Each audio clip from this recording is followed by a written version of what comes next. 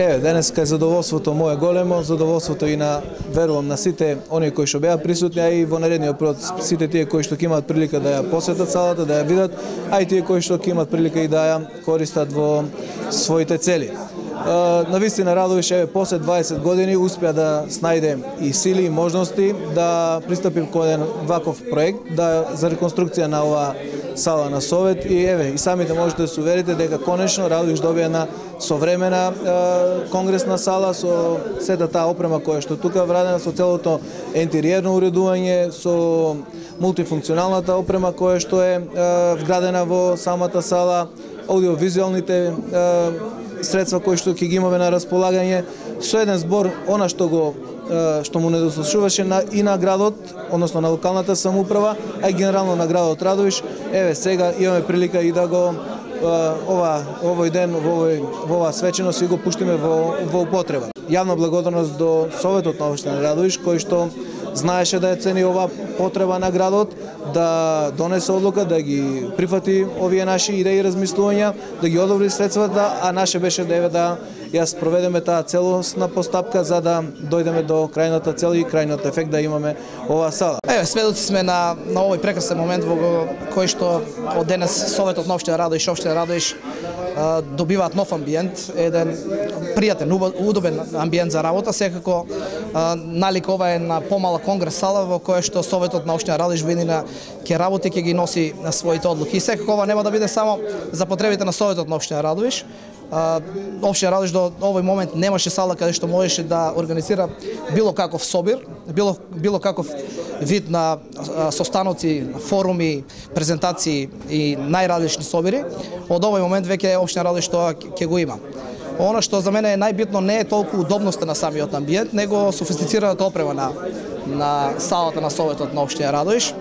Така да тоа што сакам да го издвојам што е позначајно од целата опрема што е поседува самата сала е од сега па натаму во секој момент ќе го имаме аудио и видео записот за тоа што се случува на седниците на Советот на општина Радовиш. И секако најзначајниот момент според мене е што конечно установата, институцијата општина Радовиш и Совет на општина Радовиш добиваат еден простор за работа кој што одговара на сериозноста и на дигнитетот на институцијата. Советот на општина Радовиш оваа одлука ја донесе во полн состав со 19 за, колку што брои самиот Совет на општина Радовиш. Јас навистина сум импресионирана од салата што ја видов. На општина Радовиш и требаше таква сала. Условите за работа сега се совршени. Значи на општина Радовиш и требаше една таква инвестиција и една таква добра сала. 50 години во општина Радовиш не се има случајно нешто да биде направено во едни такви современи рамки, да бидеме горди на тоа што е направено. Нова општина и доликува да има таква сала за состаноци, бидејќи после толку многу години функционирање на општината, заслужно е и тие да имаат соодветно место каде што можат на ниво да работат како со другите општини. Во нашето училиште имаме еден проект Младите практикуваат право и во кој што учениците практикуваат како да водат седници, како да водат судски процеси и мислам дека баш адекватно место каде што можат да извежбаат и практично да покажат како се одвиваат овие седници. Значи во договор заедно со инвеститорите, со претседателот на Советот, се направи тоа што денес беше презентирано.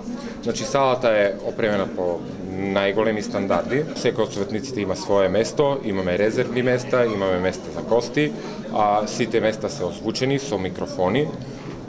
Значи системот е поставен како што треба. Значи се контролира од записничката маса. Салата се изведуваше во период од 2 месеци. При тоа, значи, се изведе, се денивелираше подот, се спушти плафонот, беа наместени фотографиите од панорамите на градот и од црквата и од манастирот на ѕидовите и грбот на град Радовиш како финална апликација централно на ѕидот.